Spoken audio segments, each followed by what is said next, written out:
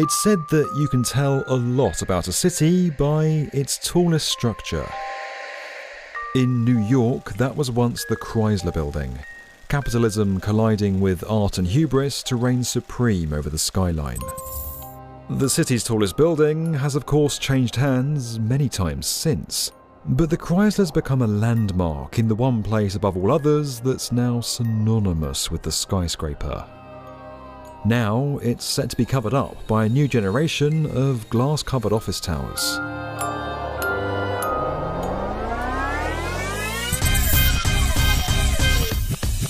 Manhattan simply wouldn't be the place it is today without the skyscraper. When it was first formed millions of years ago, its geographic size wasn't that notable, and if it had stayed a small low-rise island, it probably wouldn't have amounted to much.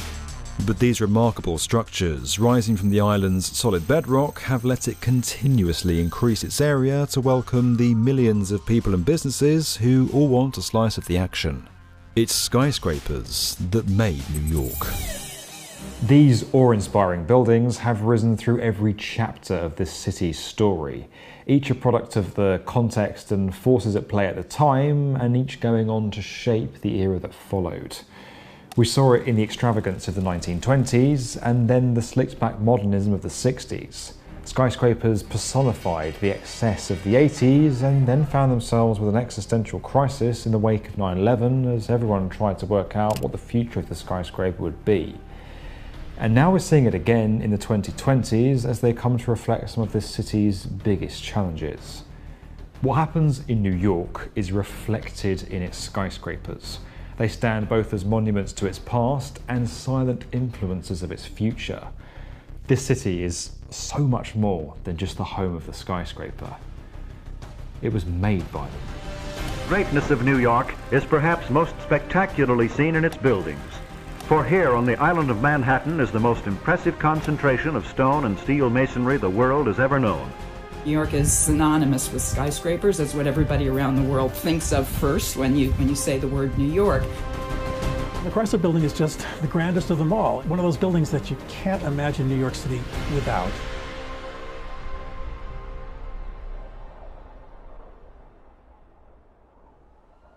It was Joseph Campbell who famously said that you can tell a lot about a city and what drives it by its tallest buildings. In medieval times, it was often the spire of a cathedral. In 18th century towns, it was the political palace. And in 1920s New York, it was the office building. The American dream embodied by steel and sheer grit, the skyscraper was capitalism incarnate. The Roaring Twenties was a decade defined by excess and wealth, one which marked the transition of power from London to New York as the world's metropolis. It all gave rise to the Chrysler Building, a shining beacon that announced the city's arrival and America's wild success. What's more characteristic of the American dream than unabated competition? I am Midwestern by birth, but I always knew I was really from New York. Carol Willis is an architectural historian and the founder of New York's Skyscraper Museum. Well, skyscrapers in New York and everywhere are really commercial architecture. They are buildings which are constructed to make money. The Chrysler Building's existence was fueled by the fierce rivalry of two former business partners, architects Craig Severance and William Van Allen. Severance was hired to design the Manhattan Co. building, now known as 40 Wall Street, while Van Allen was asked to design the Chrysler Building. Both were vying to construct the world's tallest skyscraper, and both would do pretty much anything to make that happen. As the planning and construction of each skyscraper took place, the designers from either side would steal or leak plans of the buildings. The Manhattan Co. building began adding more and more floors, pushing the limits of what its foundations could handle in a desperate attempt to best Chrysler. And it seemed to work. The building completed in 1930 and was the tallest in the world for about a month. Van Allen had ingeniously constructed a secret spire inside the crown of the Chrysler Building. Once the Manhattan Co. building was finished, the spire was pushed up through the roof into place, dramatically beating the other tower by 36 meters. But when the Chrysler Building first appeared on the skyline, many thought it was an eyesore, and yet today it's held up as one of the world's greatest examples of Art Deco architecture. It's an undeniably iconic landmark, one of the emblems of New York. Well, the Chrysler Building, everybody loves the Chrysler Building. It's such a wacky skyscraper. Everything about it is an expression of the moment in the 1920s. Recognizability, iconicity, is something that has value in and of itself. When you say, I work in the Chrysler Building, people know where you work. Walter Chrysler had wanted his skyscraper to represent opulence and luxury, but that didn't go over well as the Roaring Twenties came to a screeching halt with the crash of the New York Stock Exchange and the onset of the Great Depression. The city where this worldwide economic crisis began had at the same time built a 319-metre monument to capitalism. Unemployment rates were at their peak. Nearly a third of New York City's population was out of work. The extravagance of the 20s was over. Despite all the effort that had gone into making the Chrysler Building the world's tallest skyscraper, it only held the title for 11 months until the Empire State Building completed astonishingly quickly in 1930. Then, the Great Depression and the Second World War conspired to create a 40-year period without any record-breaking skyscrapers in New York. The city's focus was elsewhere, and that chapter of its history is recorded in a period of absent high-rises. When the skyscraper did finally make a comeback, it had to be seriously rethought. I never could do that. By the 1960s, New York was a different city. There were protests, strikes and violence. It was a time of radical change and unrest. It was a time for something new. Ornamentalism and detail weren't right for buildings. It became all about simplicity and function. In an attempt to revitalise the then struggling Lower Manhattan, Japanese-American architect Minoru Yamasaki was selected to design the World Trade Center in 1962. He put forward an idea for two enormous twin towers, a pair of grey monoliths that were almost an extreme iteration of modernism. They had sleek straight lines, were aggressively vertical, and had none of the step-backs or details of New York City's Art Deco skyscrapers. These were buildings born out of a very different New York. 110 stories times 2 buildings, 220 acres of office space. That's as many square feet as exist in many downtowns of second-tier cities. Yamasaki's fear of heights meant the towers had relatively narrow windows, just 45 centimetres wide. They only covered 30% of each building, making them look like solid metal slabs from a distance. Now, at the time, it wasn't economically feasible to build a skyscraper more than 80 stories tall because of the space that its elevator shafts would take up on the floor plate. The higher you build, the more people you have living or working up the building, and the more elevators you need, particularly in structures like this that don't taper and have a huge floor plates, even at their summits. That all means more elevator banks eating up lettable floor space. Elevators don't pay rent. To get around this, Yamasaki and his team designed sky lobbies on the 44th and 78th floors of each tower that would break up the elevator journey. Crucially, that meant that different elevators could use the same shaft and reduced the overall number of shafts needed on the floor plate. It enabled the buildings to rise 110 stories above the city, but also created a mini commute for anyone with an office above a sky lobby floor. That wasn't all. Structural engineering also had to advance to make these towers possible. The support columns for the towers were both at the central core, like a traditional skyscraper, and around the outside of the buildings. This essentially made each tower a sort of box within a box, joined by horizontal trusses at each level. This meant there were no support columns within the actual floor plates, allowing for vast open office space. The Twin Towers of the World Trade Center is a real anomaly in the history of the skyscraper in New York, not just because they were the tallest buildings in the world, they were also exceptional because they were built by government. The towers finally opened their doors in 1973 to a public who'd grown weary of them. The project cost the equivalent of $4.5 billion in today's money and had reportedly come at the expense of some public transportation facilities.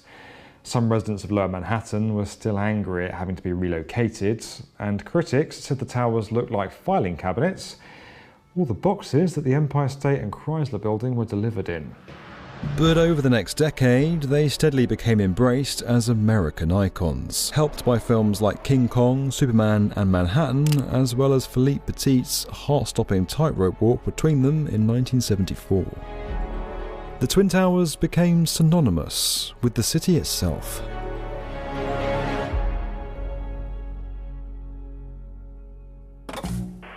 The Micro Machine Man here, presenting the genuine original, colossally collectible, most minted miniature episodes of the real thing, Micro Machine.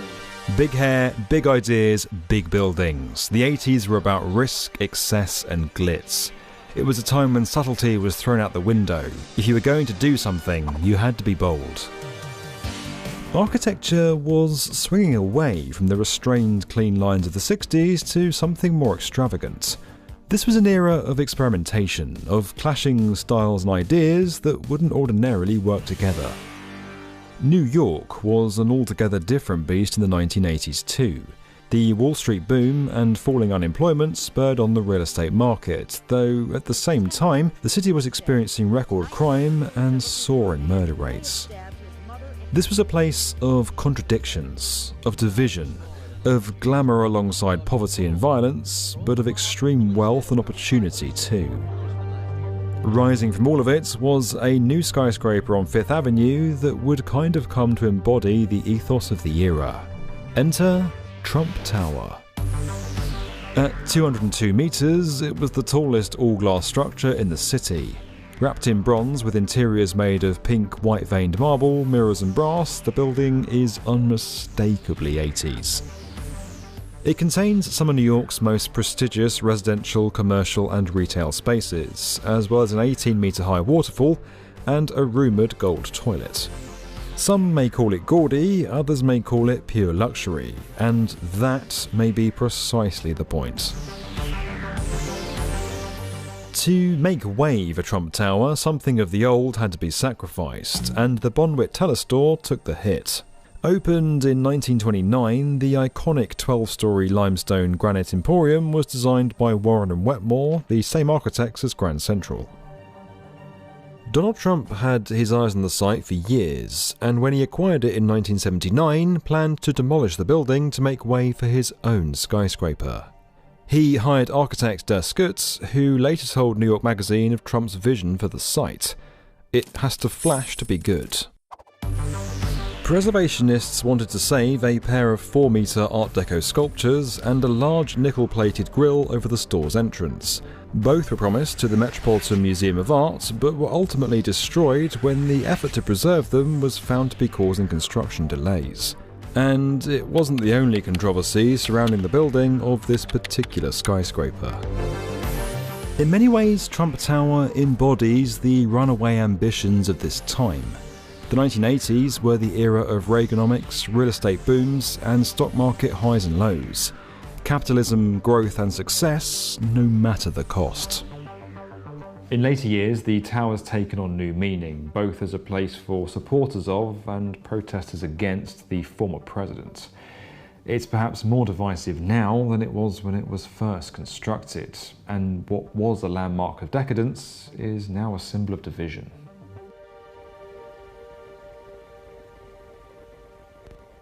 What a building represents, what it means as a symbol, can change over the years, or even in a single day.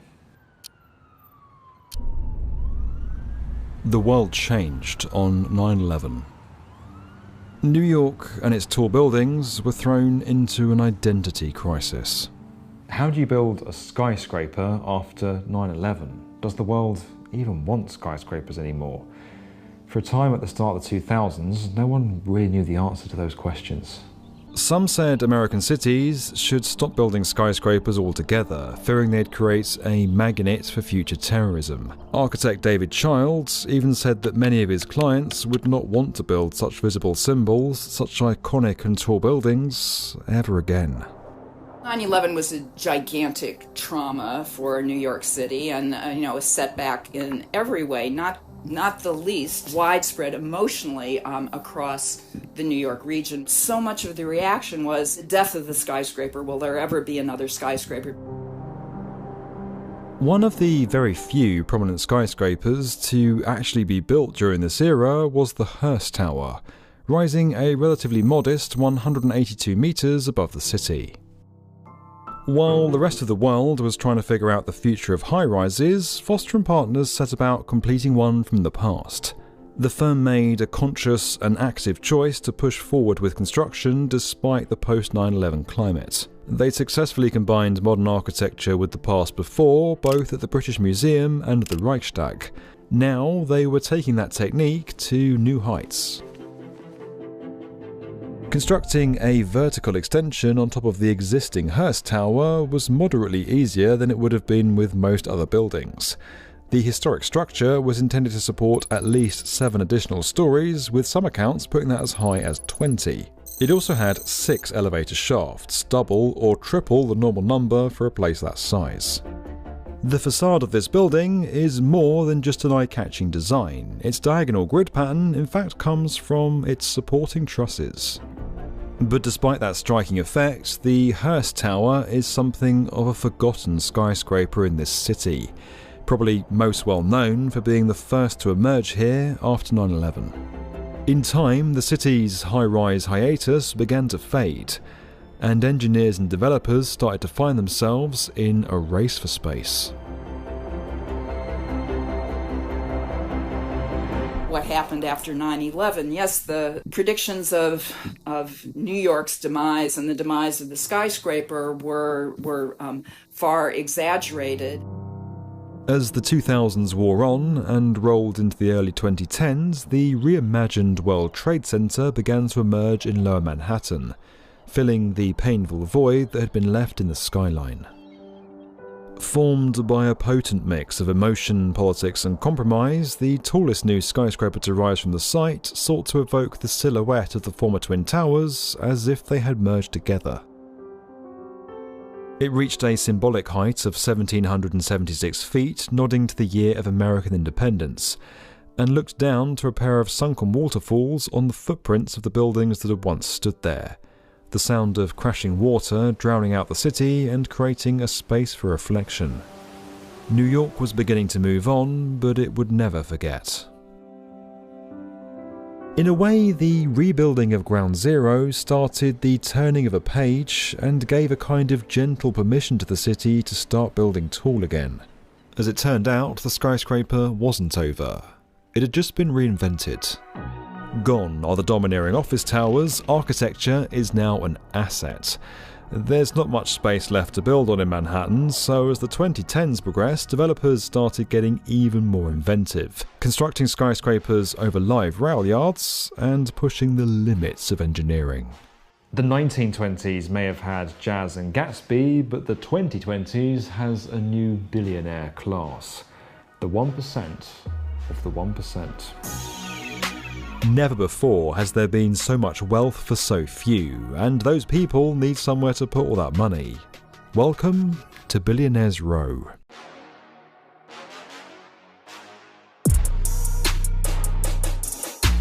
To develop the small sites remaining on 57th Street with buildings tall enough to offer Central Park views and enough floor space to make a return, developers here spent years acquiring the air rights for properties around their lots. That enabled them to combine those rights onto their sites and build their towers taller, helpfully preventing some nearby buildings blocking their views. And it's all given rise to this, 111 West 57th Street, the world's thinnest skyscraper. Rising 435 metres above the city, but with a width of just 18 metres, the structure offers ultra-luxury apartments and tries to hark back to the past. The classic stepped form has returned, as well as terracotta, a material not really seen on towers since the days of Art Deco. This remarkable pencil-thin structure and its neighbours were all born out of the latest force shaping New York: extreme wealth. These buildings are no longer simply property, they're assets. The luxury apartments they offer are less home, more safety deposit box in the sky. Many are bought and left empty, sometimes deliberately to retain their value. In mid-2021, properties in the area were half empty. Love them or hate them, these super slender towers now stand as immovable markers of this latest chapter in New York's history. They rise in a time of growing billionaire backlash, and in a world that feels like it's changing faster and more unpredictably than ever before. So what does the future hold for New York? Well, that's something that's always captured our imaginations. Oh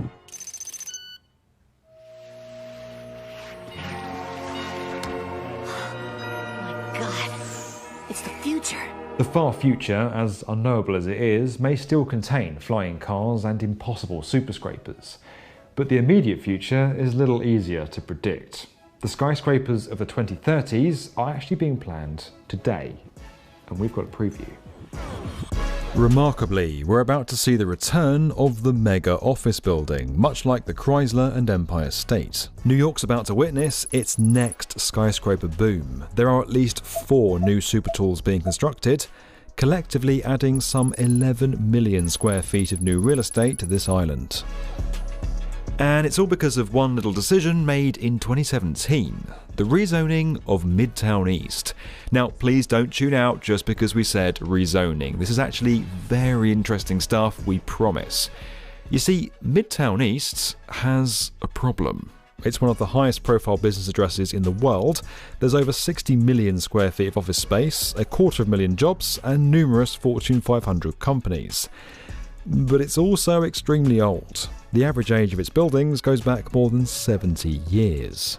So Midtown, and especially the zone around Grand Central, the glorious Chrysler building, had fallen on harder times in the 21st century. It was not completely wired for all of the necessity of larger digital businesses. And the spaces of the floor plates were smaller, so the historical fabric that already existed in Midtown was beginning to need to be refreshed. In response, a dramatic rezoning or rewriting of the rules was approved by the City Council, enabling far greater and denser office buildings. In exchange for that greater density, developers would have to contribute to a new district improvement fund to create a transit and pedestrian network. Part of that is due to improve the subway in and around Grand Central.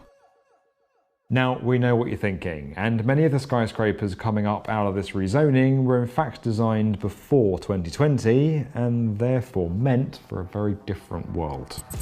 COVID-19 can be characterized as a pandemic. The office as we know it is over. The possibility of a recession is looming large as the Federal Reserve raises interest rates in the hopes of driving down inflation. The last couple of years haven't exactly paved the way for a great office tower comeback. But that's kind of reminiscent of the birth of the Empire State Building, which found itself adding hundreds of thousands of square feet of commercial real estate into Manhattan during the Great Depression. We may be at a time where there is a dramatic shift in the work patterns and perhaps even the occupancy of buildings, but I don't think we're at the end of cities. I think cities are our future, and they must be our future. 270 Park Avenue is one of the first new skyscrapers to enjoy the benefits of greater density. The 423-metre super tall is designed like a series of dominoes. Just a bit taller than the Twin Towers were in 1973, the building returns to the iconic stepped form of classic New York skyscrapers, a move that makes its dominating presence a little easier to take. But 175 Park Avenue, or Project Commodore as it's also known, doesn't pull back from making an impact. This immense skyscraper is rising just across the road from the Chrysler Building, and at 480 metres will completely block out the New York icon. The famous structure from the start of our story, now superseded, consumed by that relentless race for the skies that it helped start almost a century ago. The Chrysler Building may only have been the world's tallest for less than a year. It may have been disliked when it was first constructed, but the Chrysler Building is New York. It's bold and it's brash. It's a product of fierce competition. It's an advertisement, a capitalist monument, and a spectacular piece of art. It's an eyesore, and one of the most beautiful structures ever constructed. What happens if you cover it up? New York is like all cities. It's resilient because cities are important to civilization and to economies. But you know that value of a kind of embodied energy and investment in the city by history gives New York an advantage which is continuing. It could be lost the way Rome lost its advantage in 300. It could be lost by other cities. But New York still persists because it is a place of invention and energy. You can tell a lot about a city and its people by the buildings that dominate its skyline, whether that's the church steeple, the mega office building, the half-empty luxury apartment tower, or a true icon. Each stands as a monument of its era. Our buildings tell us something fundamental about who we are and what we prioritise. That's the case all over the world, but nowhere is it clearer than in New York City. We may dislike new buildings when they first appear, but the fact is the city doesn't belong to one person, one time, or even one building. It's constantly changing, constantly evolving, exactly as it should be. New York is never finished.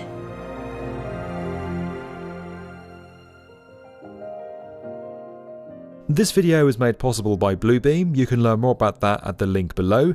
There's also the chance to dive deeper on this and other topics on our channel over on the World's Best Construction Podcast, available now wherever you get your podcasts. And as always, if you enjoyed this video and you want to get more from the definitive video channel for construction, make sure you're subscribed to the P1M.